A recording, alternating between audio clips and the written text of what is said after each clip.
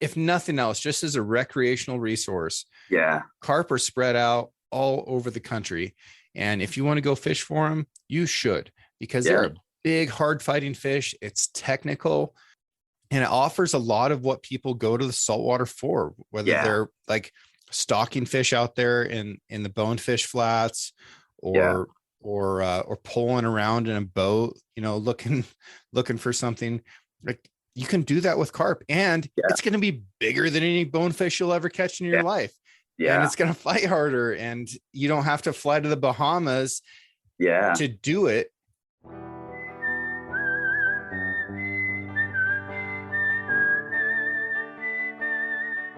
These are stories of outdoor adventure and expert advice from folks with calloused hands.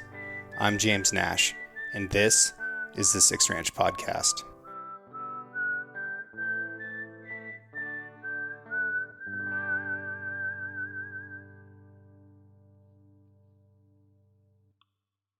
The Six Ranch Podcast is brought to you by Sig Sauer. SIG is a leading provider and manufacturer of firearms, electro-optics, ammunition, air guns, and suppressors. For over 250 years, Sig Sauer Inc. has evolved and thrived by blending American ingenuity, German engineering, and Swiss precision. Today, Sig Sauer is synonymous with industry-leading quality and innovation, which has made it the brand of choice amongst the U.S. military, the global defense community, law enforcement, competitive shooters, hunters, and responsible citizens. Sig Sauer is also a premier provider of elite firearms instruction and tactical training at the Sig Sauer Academy located in New Hampshire. For more information about Sig Sauer and its complete line of products, visit sigsauer.com. How many people live in the Phoenix area? Oh, geez. If you consider all Phoenix Metro, there's millions. There's, I think, 7 million. But we're like, it's hard to explain it because we're like little cities within a giant city. Like, we have like Glendale, Peoria, Tempe, Mesa, but they all kind of fall under Phoenix. Like, they're all connected pretty much. But yeah, I think it's about 8 million or so. Dude, that's a lot of people. Yeah. And it gets extremely hot, right? Like, what are some really high temperatures that you see there? 120s pretty much every year. It'll get to 120, especially out fishing right on the asphalt. It's definitely hotter in town. But yeah, 120 is pretty much guaranteed. Pretty much over after like 110, you really don't even like notice it. It's like just hot. It's just the same amount of hotness. I tell people that about the cold. Like, if it's below zero, it's just cold. And it really just depends how long you can stay out in it before you get hurt. But when you say that, like 110, 120, I don't know, man. That, I guess, being in a colder climate, I just have a different perspective on that. But it seems like a big difference, because there's a huge difference between 90 and 100. Yeah, you would struggle for sure. But and I'll go out in the summer months. I slow down a lot because it's so hot that people, like the snowbirds and stuff, they don't come here. We get a lot of snowbirds during like winter because our winters are 80, 70 degrees out. But we'll get all these people, like even the people that are from Arizona, even sometimes they're like, hey, I can't be out here. We need to like go. Like, I've had guys that just canceled 45 minutes into a trip before because it was too hot. And I'm just like, all right, like, all I can do is be like, hey, wear long sleeves, drink a shit ton of water, and just try and adapt to it, really. But yeah, it's hot, but it's like almost second nature. When I grew up here, we didn't have AC in our house. None of our cars had AC. So it was just like, you're just living in it. Like a swamp cooler was like, whoa. It's amazing what you can get used to. People adapt to these crazy conditions all over the world. And if you move them from one extreme to the other, then, they might not function, but they adapted to that extremely cold or extremely hot or extremely wet, whatever environment. Yeah. We're a tougher species than a lot of people think. Humans are pretty tough, pretty badass, I think. Yeah. I think you guys in the cold have it worse. I couldn't do it. When I did wildland, I was in New Mexico in like Farmington, Four Corners area. And I remember waking up and having like snow in my boat. And I was like, what the fuck? Like I was trying to go fishing and it was just like, you can't do anything in the snow. It was so nasty. So I would take the heat over snow any day. How then? Yeah. Well, tell me a little bit about yourself, who you are, what you do. Because I think that what you're doing is really interesting and special. That's why we're here to talk Yeah. about it today. Yeah. So I grew up in Phoenix. I was born and raised in North Phoenix. Man, growing up, I did a little bit of fishing in the ponds and stuff. My mom actually got me into fishing more so. My dad was more into just like shooting, off-roading, jet skis, dirt bikes, like that kind of recreation. And my mom was from Illinois, so her dad was a big time fisherman, like crappie and stuff. So I kind of got it from her. And I would go out and we have a ton of we have a lot of grass in Phoenix, like way too much grass. Like we waste water like crazy. But one way we mitigate the water waste is we use like ponds. They're just reclaimed water, pretty much like reclaimed sewage water. And they use those ponds to just irrigate the grass and everything pretty much. Okay. So in those ponds are every warm water species you can pretty much think of, like carp, bass, all that good stuff. So that's what I started fishing a lot. My dad used to race jet skis, so we would go to the lake a lot and I would kind of fish, but wasn't ever like really good at the lake thing. I was always throwing like big giant frogs. Like this is all spin gear too. So that was like my early childhood as far as like fishing and stuff. I did a lot of wing shooting. Didn't really necessarily hunt big game out here just because it was like I tried it, man, it was such a grind trying to do it. So I really just focused on fishing because it was like so accessible. It's right there. You can get that instant gratification. And then I went through puberty and lost interest in all of it. And till about, oh man, I don't even know, probably maybe 15 years ago, I started getting back into fishing. I'm 30 right now. And no, so I was probably like, I was about 22, I think, when I started fishing again. And I was doing spin gear and stuff. And then my wife bought me a fly. She was my girlfriend at the time. She bought me a fly rod for Christmas. And then I started like, everybody falls into like the trout. You do like, everyone's a trout fisherman when they start fly fishing. I was too. Used to drive to the mountains because the closest trout are like at least an hour and a half to 2 hours outside of Phoenix. They'll stock ponds in the wintertime, but with just like, they know that people are going to catch to eat the fish. Like they're going to die regardless in the summers in Phoenix. So did that for a while, got real tired of driving so much. And then there was a local scene going on. This was 9 years ago now. And it was like Casey Badger, Reddington, like they did a video out here. Casey's from here, so they did a video on like fishing urban waters in Phoenix. And I was like just barely getting in the scene at that point. And then that came out. And then like me and Casey linked up and he kind of taught me like canals. And canals are just like, that's where like the addiction set in hardcore for carp for me. We have like over 300 miles worth of canals just in Phoenix. There's like, man, there's so many. There's like state regulated ones, there's private ones, there's federal ones.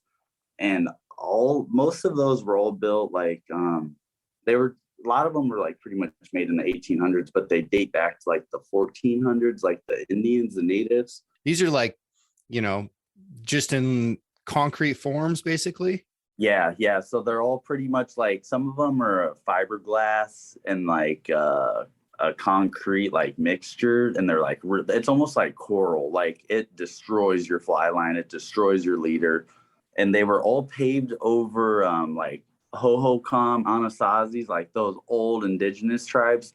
They came in and had these like original canals kind of just dug out. And that's how there was like, they supported up to 50,000 people, they think, in the valley, Phoenix Valley at one point, just from digging these canals and just like irrigating the land pretty much. That's amazing. Yeah. And then we came in and just repaved them. And like, I've never seen a totally dirt one. I think pretty much all of them now are paved, but there's still like, there's old historical sites all around here that are like original canals and like the huts and everything. Like, we came in and just like paved right over everything and just like, oh, we didn't find nothing there. Wow. So it's been a place that a lot of people have lived for a long time. Yeah, yeah. And Interesting. it wouldn't be possible if we didn't have the water. Like you couldn't live in here in summertime. I think about it every year. I'm like, if the grid went out or something, like, man, you're dealing with 100, like you don't have refrigeration, you don't have AC, water, like it would be real rough here Totally. without power. So you're guiding people to fish for carp, fly fish for carp out there in these concrete and fiberglass canals Yeah, in the middle of, millions and millions of people, like one of yeah, the great urban centers of the country. That's amazing. yeah.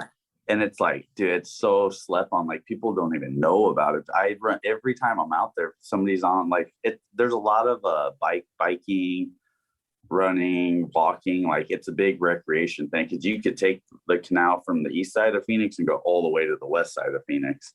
So it's a lot of like recreation, but people will see you fishing and they're like, what are you doing? And you're like, you don't see that fish. And because it's all visual fishing too. Like there's this giant carp just hanging in the middle, just doing their thing. And people just don't even know that they're in there. My understanding is that the carp is the most fished for and the most eaten fish species in the world. They're the soccer of fish. And in America, we really don't show them any respect at all. Certainly not as a fly fishing like game species. And they are invasive. They do a lot of bad to native fisheries, but they can also survive in extraordinarily hostile environments. Yeah. Like living on pollution. Yeah. Dude, they thrive in the heat. 120. I love fishing middle of summer because they're so active. Really? They love it, dude. And you're talking sometimes there's like 6 inches of water in the middle of summer because all these canals are they all rely on our like the lake systems pretty much. There's like the Salt River, and that has it has 4 lakes above it before that are all 4 different dams before it hits down and comes into Phoenix. So that's like there's so much water just stocked up in those. So there's like 6 inches of water, and you're just walking around. You see these fish, and they're loving it. They're just like in their element. What if it's 120 degrees in a concrete canal and there's 6 inches of water? What's that water temperature? It's got to be 90s, 80, high 80s.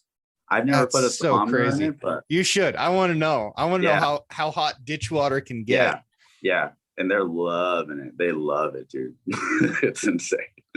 Okay, so you're stalking down. I don't want you to give away all your trade secrets, but you're stalking down these canals, fly rod in hand. You spot a carp. What are you looking for in terms of behavior? Like, how do you go about catching an urban carp? Okay, so this is my favorite. So I have 2 main things that I really like how I guide for them. If the water's very high, like it'll rip, like it'll flow very a good. I don't know what the CFS is because they don't tell us. Like the canals are here for irrigation and like it's our drinking water. Like they're not here for fishing, so they don't tell us flows. They don't tell us anything. So it's like if water's super high, I did wildland in Montana too, so I swung a lot of big streamers for brown trout, like in all the rivers up there. Okay. So I brought that when I came back home. I brought that down, and I would start swinging because you can't do anything. You would see the carp, and we're gonna talk grass carp mostly. So they're the white amur. They have the common carp in there, but the grass carp are like they're stocked in there by SRP, the Salt River Project, who like manages all the canals for one particular canal. They stock carp? Oh yeah, they stock these grass carp. Listen to this. They stock them in there. They're federally protected. They have like a $500 fine if you like keep them or anything. You can catch and release them, but you have to like release them, do it fast, So yeah, they stock all those in there. They eat like a third of their weight in vegetation a day. So the carp are in there just for eating vegetation, so they don't have to use herbicides and stuff. Okay. All right. So the grass carp, their mouths are more like on the front of their face, and their eyes are kind of like more on the sides, versus like a common carp, which their mouth is on the bottom of their mouth. Yeah. Or their like chin, they're bottom feeding. So grass carp have the ability to eat dries and like eat different stuff. They're not just eating on the bottom. So I'll take a streamer and I'll have the person, or I'll cast out in the middle of the canal, and with the current swing it just like you would for like swinging for steelhead or trout or anything. It's nothing special.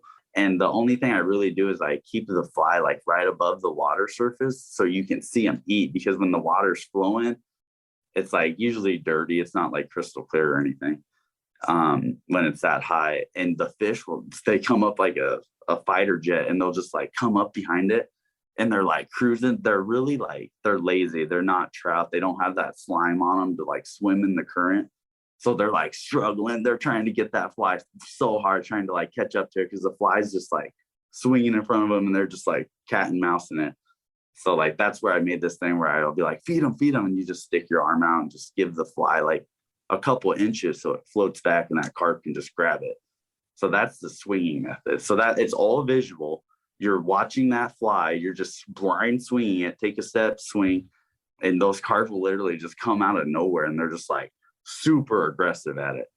So that's one way. And then my other way is if that's amazing. I got some questions to ask before we move on to that. So you've got a grass carp, but obviously they're eating minnows or crustaceans too. Otherwise, why would they be interested in a streamer? Yeah, and the streamer doesn't look like a bait fish. Like, it doesn't look like anything. And it's so weird. Like, when I tie my carp flies, I'm always like, make him cute. Try and just make him cute as possible, like fluffy, just like, I don't know, like a little ball. And they love cute stuff. It's weird. It's weird. There's times where I match the hatch for sure, but the streamer, it's just like, I have no idea what it looks like. And it just drives them crazy. It's crazy. Interesting. Okay. All right. So what's the second method? So if I walk up, I have my stretches of canals, because they're not all created equal. Some hold more fish than others, and some have a shit ton of fish, but they won't eat a fly. So I have to I gotta find them. So I have this longboard that I found in the canal, and I just went down there and pulled it out and WD-40 the bearings, and I'll just cruise along that on the canals. So my arms are free. I got my fly hand, my fly rod, and then the fly, and I'm just looking for fish. Just jump off and throw a cast at them. It's very saltwatery, like chasing bones or redfish. It's so my second way is if I walk up, and I have this one stretch where they always eat dry flies. They're like year-round eating dries. You always see them just on the top. I call them beaks. You see their beaks just breaking the water, eating stuff. And so I made this, I tied this little weird fly. It doesn't really look like anything. It maybe could look like, we have a lot of mesquite trees like Palo Verde, and they bloom and they throw off like little flowers. Okay. We also have like Russian olive trees that'll drop like olives, and those carp go crazy over those. We'll get to that. That's another way. The dry fly. So I'll be walking and I'll see the fish. You can't really they're very, very spooky. Like, they're not easy to catch. Like, I always I feel bad because I make it look easy, but it's not easy. They're very, very smart fish. They're smarter than a bass, a trout. They got golf ball sized brains. Like, they're aware. So you got to kind of read their body language. I'll wait for them to kind of look away from me where I can't see their eyes, so I know they can't see me.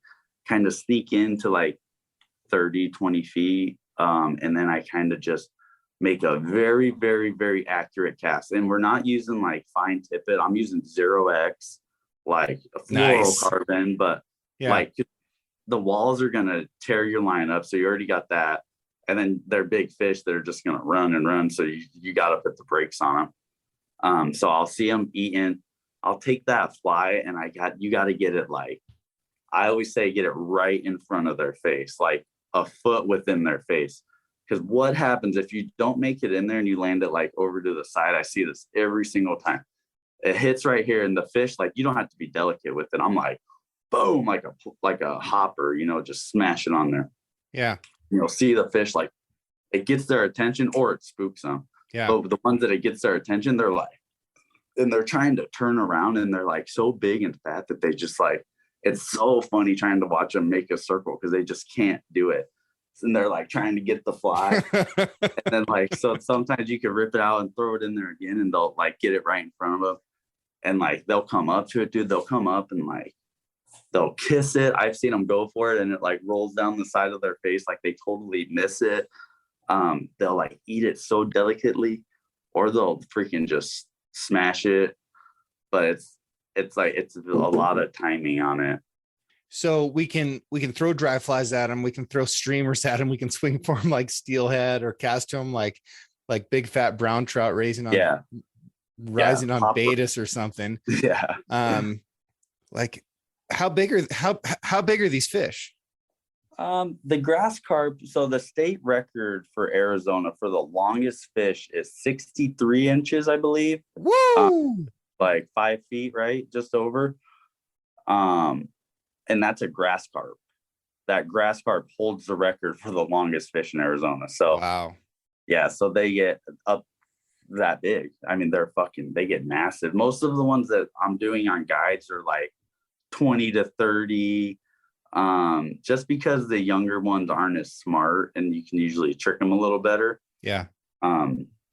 But yeah, and then that's just the urban stuff. I have my whole like John boat skiff that I take out to the lakes and chase common carp with. So it's like, but I don't know if that's really considered urban, but well, it's still interesting.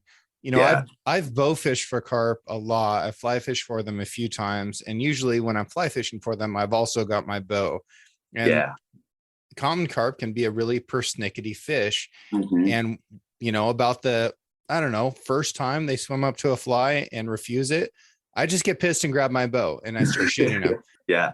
I need to go out there without my bow and just force myself into learning how to fish for them, because they are the biggest species around for most people in the country. Yeah. And they fight like hell when you do hook them. It's really challenging. There's a lot of reasons to fish for carp.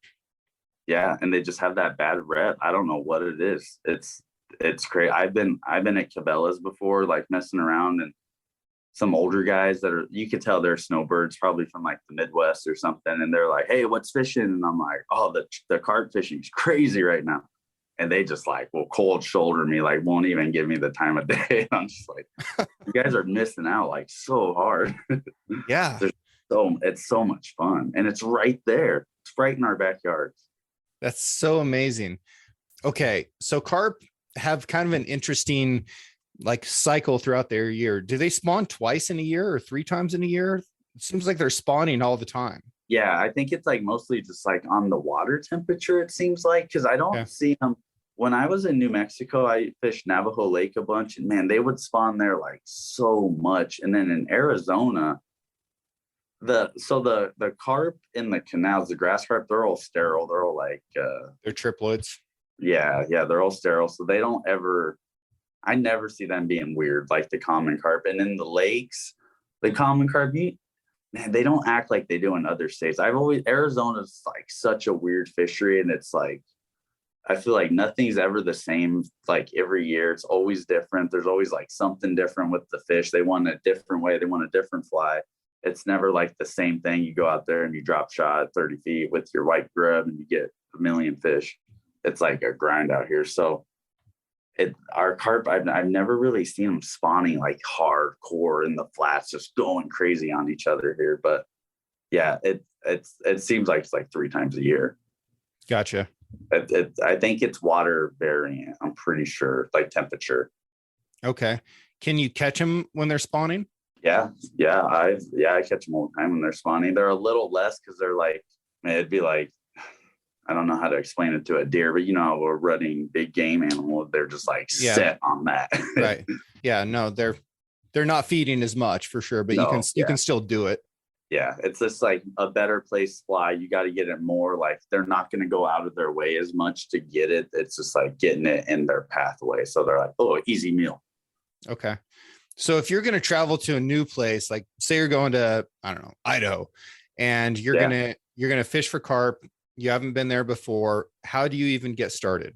So like we went to a Blackfoot Reservoir in Idaho last year, actually, and that was our first time fishing. And that place is like, they're called mirror carp. So it's like it's a common carp, but like they have like they're missing scales. Yeah, they're all weird looking. And so that place, so like what I'll usually do is I'll look for dragonflies, especially like spring through fall. If I see dragonflies, I know there's probably dragonfly nymphs down in the mud. And you probably like, if you go to a lake and you see all those little holes that are like in the ground, like where the carp are like sucking that mud and just filtering it all through, they're just looking for like bugs and stuff like that. So dragonfly nymphs are always really good. If I don't see anything, I'll throw like San Juan worms, squirmy worms, little like weird variations of that, because more times than not, there's always worms around. Crayfish. And then some years, my first year of guiding at a lake, I was throwing streamers for bass and I caught a carp and I was like, whoa, that's crazy. Like I was throwing like a big, like a shad imitation. And then I started like, I would see the carp cruising, I would target them with the streamer and they would start chasing it, like eating that thing aggressively. So that was where it was kind of like, I think it's more, they're just opportunistic. They're going to eat whatever gets right in front of them, even if it doesn't look like anything. Sometimes if it's just that cute little fly that they're just like, what's that?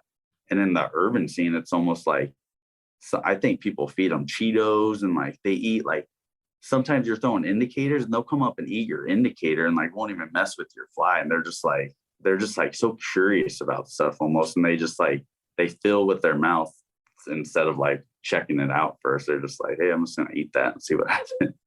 And I've had time periods where I had more steelhead come up and eat indicators than I did the nymphs that were on. Weird. That's weird. That's surprising. Yeah. That's weird. And I don't know what I've learned now, because that can be an incredibly frustrating thing. You've been out there for 4 or 5 days, you haven't caught a fish, and then a steelhead comes up and eats your bobber. Like that's the type of stuff that'll get a guy to, break a nice Winston fly rod over his knee. But what I've learned is if you see a fish do that, you need to just switch to dry flies. And just start skating dry flies, because that's what that fish just told you he wants is something on the surface that is foreign and disrupting. People try and like, they'll try and really look into it. And it's almost like, you just got to look at what the fish is doing and just follow his movements and do whatever he's eating. But steelhead, that's a whole, I don't even know about that game. I know it's addicting to people and they don't really catch fish, it seems like a lot. That's pretty much it. It's like really miserable weather and you don't catch anything, and if you do, it's super cool. It's just the greatest. But with carp, the types of behavior that I tend to see in bow fishing for them is that they're either resting or they're cruising or they're feeding. Do you try to target fish that are feeding, or if you see fish that are in those other phases, are you trying to target them as well?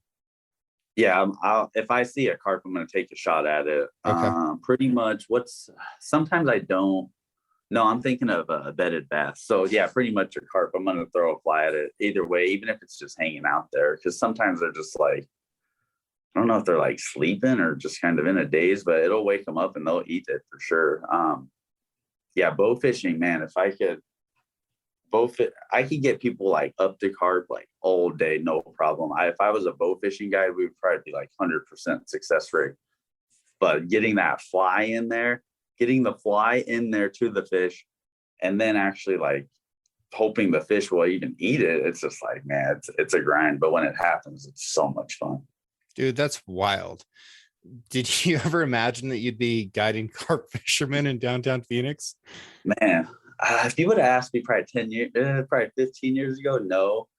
But man, if you would have asked me like 8 years ago, maybe, because it was like, there's nobody here that does it. And there's 8 million people and there's not a single strictly fly fishing carp guide in Phoenix. There's guys that do spinning gear and stuff, and they do like, I'll take you to some pond and you can try with the fly rod, but I'm the only one like strictly fly fishing. So it's crazy. And I see a lot of people that like they land in Phoenix at the airport and then they go to the mountains to go trout fishing. They're coming to Arizona to go trout fishing. I'm just like, why wouldn't you go to like Montana or something? Why would you? I feel like you're going to come to Arizona. You need to do like warm water or something that actually thrives out here. Yeah, no kidding. It's a really interesting thing. I know you can't keep the grass carp, but have you ever kept one and eaten it? No, I've Common carp? never. I've Yeah. I've had friends and they've said that I had a friend, my friend Josh, he took one and he put it in his bathtub for like a couple of days Yeah. because he heard that it has to like filter them. They're like literally full of mud, like even their meat. Um, I'm pretty sure he ate it too, and I don't think he said it was like terrible, but I've ran into people on the canals and they're like, "Oh, they're so good." Like I think it's how you prep them Yeah. because they were brought here for food, so it's like, Yeah. No, they're the soccer of fish. Like the rest of the world eats them and enjoys them. We just yeah, don't. it's a delicacy. Yeah. And it's an interesting fish too, because in a lot of places, the reality is we're not getting less pollution, we're getting more. We're not getting Yeah, lower water temperatures, we're getting higher water temperatures. yeah, We're not getting less vegetation in the stream beds, we're getting more. And a carp, like, it can show up and be like, hey, I'm here, I can thrive in this environment and provide an interesting resource through that. And that yeah, resource is recreational. They make tremendous fertilizer, and then yeah, they're good food resource as well. Like they can turn something that is, basically toxic and inedible for us, and they yeah, can turn it into protein. That's an amazing thing. yeah, yeah. There's a documentary that I saw and it said that it's actually a fly fishing one for carp. It's on YouTube. It's called oh man, I can't remember, but they talk about like bringing carp over here, and they say that the reason they think the carp had a bad rep is because there would be like this lake and the lake would flip, everything would die, or golden algae bloom, kill everything in the lake except for the carp. And they said that like the people back then maybe associated the carp to killing everything since they were the only ones alive. And it just kind of gave them a bad rep. But if shit ever hit the fan and like, I mean, I think about this all the time because I have a kid now and I'm like always like almost a prepper. And I'm like, man, I could go catch grass carp and live off grass carp like no problem for however long I need it because there's so many of them and most people aren't even catching them. Yeah, no, and it is like that. But even if nothing else, just as a recreational resource, Yeah. carp are spread out all over the country. And if you want to go fish for them, you should, because they're Yeah. a big, hard fighting fish. It's technical and it offers a lot of what people go to the saltwater for, whether Yeah. they're like stalking fish out there in the bonefish flats, Yeah. or pulling around in a boat, looking for something. Like you can do that with carp, and Yeah. it's going to be bigger than any bonefish you'll ever catch in your Yeah. life. And Yeah. it's going to fight harder, and you don't have to fly to the Bahamas Yeah. to do it. And what people don't talk about with a lot of these saltwater trips is there's a good chance you've got to book it like 6 months out, right? Maybe Yeah. more. Always booked. Yeah. And then by the time you get there, your weather might be absolute garbage. Yeah. Right. That's always the thing. And it happens to a lot of guys. A lot of guys go out there and it's blowing, 30, 40 miles an hour for their entire trip. It's like, dude, just pick the weather you want and go carp fishing instead. Like, why not?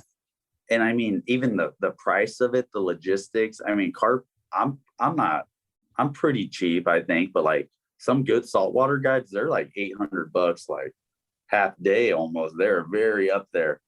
And yeah, I mean, I went out to Oahu in Hawaii and got a guide with Jeremy Polar Jer, and we did bonefish, and that's where it kind of like that was my first saltwater experience with the fly rod and like pulling around, and that really like lit a fire under my ass. And when I got home, I knew that we had carp that like hung in the flats and stuff because I would wait for them.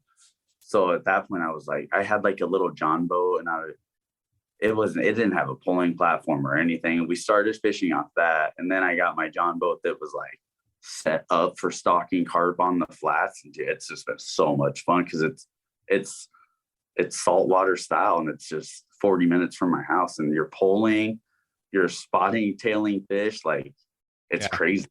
It's crazy. I'm always like, you could go practice, like just go practice on carp. They'll make you a better angler, guaranteed. Totally. And if you like fishing for redfish, red drum, puppy drum, whatever you want to call them, carp are, they're kind of the same thing. I haven't fished for redfish, and everyone tells me, they're like, dude, you're gonna be addicted, because they're like, it's a carp, but it's an aggressive carp. Like, it'll chase your stuff down. Yeah, no, they've got a bad attitude. But it sounds like some of your carp do too. Yeah. Yes. What other carp fishing advice do you have for people?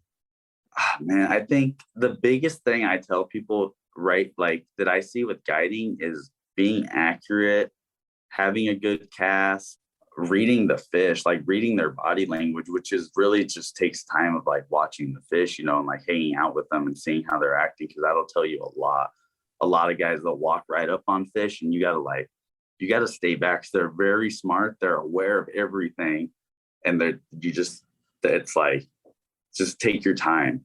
Probably be the biggest thing. Take your time, watch what they're doing, match the hatch if you can, and just read the fish, watch their body language. And the hatch might be Russian olives or Cheetos or popcorn. Yeah. There's a guide here. His name's Manny Chi, and he kind of developed this chi berry. He messes with the carp on a neighborhood pond, so they're all stocked in there, and the grass carp will hang under these trees. They're not Russian olives, but they're a different kind of olive. They're a little smaller.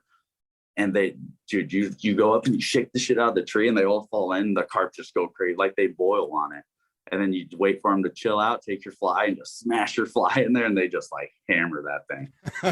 It's crazy. And he thinks they have like it's like a science reason that he found that it's like that splat on the water, like makes it like that they can't resist the urge, like a big like crazy spin bait in a bass. It's just like they can't resist it. Yeah, it's just a reaction. Yeah, reaction bite. Yeah. So if somebody wants to book a trip with you, how do they do it? You can go to my website, lowaterguide.com. Just started working with Guidesly, so everything's on there. You can book everything. You don't even have to talk to me.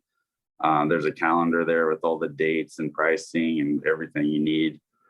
We're venturing out. We have a trout guide starting, and we're going to start trying to venture out, get some spin gear guides and stuff, because it's just, we have so many people here, and there's a market for it that's just not being tapped, and we're trying to tap into it, show people.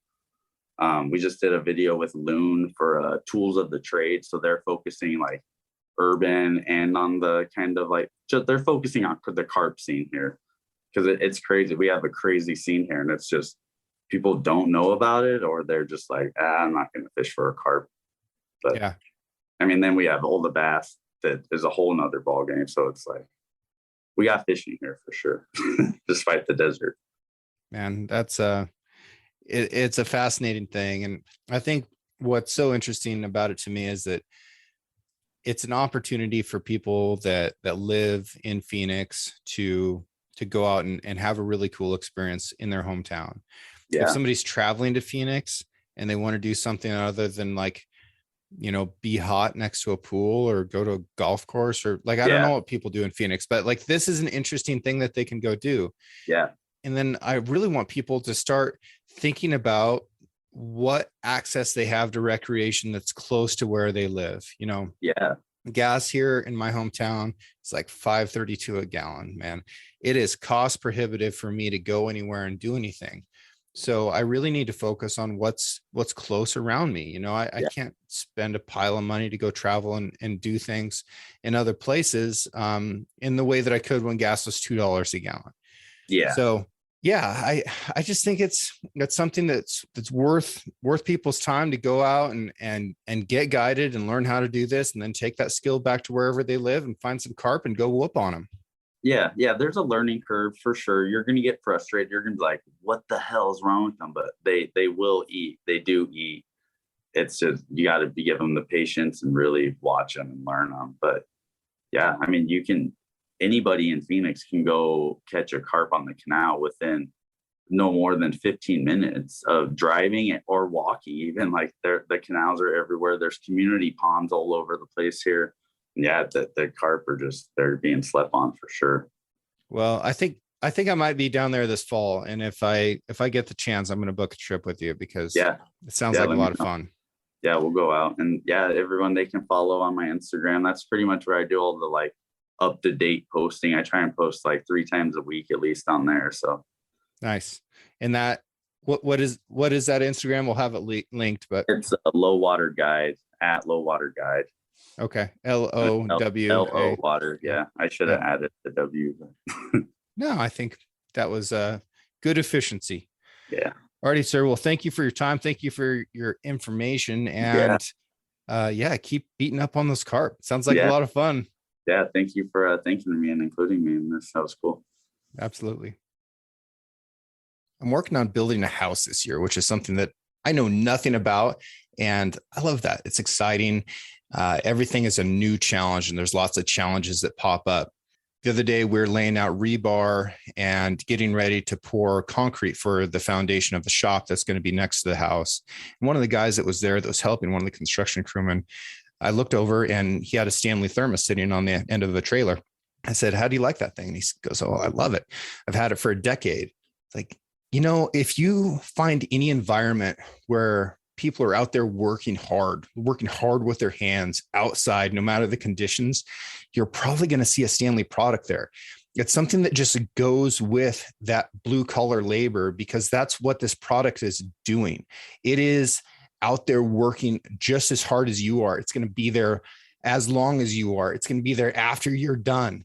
It's something that I feel passionate about with every piece of gear that I take either into the woods or into the workplace. Like, it's got to be able to outwork me, and I work really hard myself.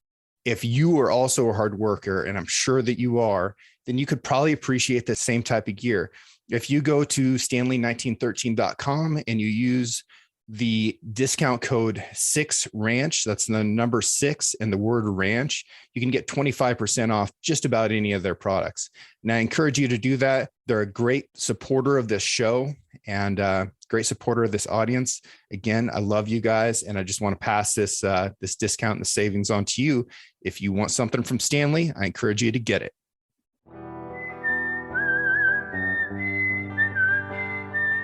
Thank you for listening.